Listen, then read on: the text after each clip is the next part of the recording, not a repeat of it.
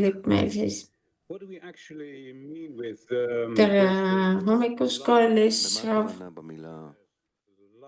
Mida peetakse silmas sõnaga armastus?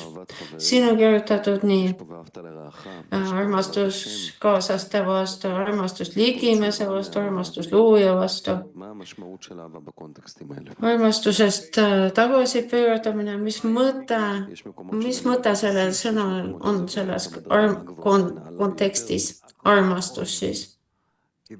Kas see on põhiline, aga mõnikord on see millegi tagajärg. Kõik on õige, sellepärast et armastuses on erinevaid astmeid ja tasemeid, aga tegelikult armastuseks nimetatakse siin, kui ma tunnetan teist nagu ennast. See on kõige lihtsam. Või aga siis, kui teine on mulle sama tähtis, kui mina olen enda jaoks tähtis. Jaa, palun. Koos.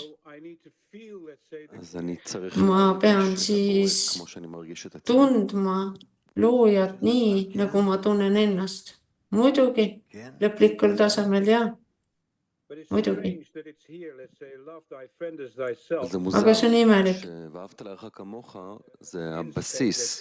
Nii, et armasta oma ligimest nagu iseennast.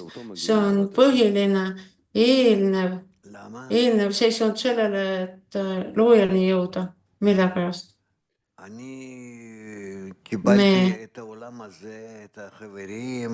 Mina saan selle maailma, kaaslased, selle grupi, selle suure grupi, sadu inimesi, kes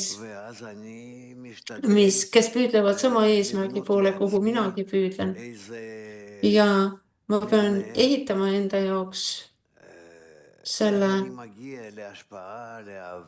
mingisuguse ehitise, kuidas jõuda selle armastuseni, kuidas ühise osani jõuda, kuidas ühinemiseni jõuda, vastastikuste kohustusteni meie vahel, kuidas nendeni jõuda. Kas mul on selle jaoks kõik olema valmis kujul?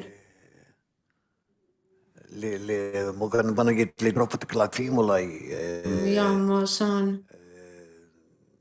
saan ette valmistada seda, kuidas jõuda selleni, et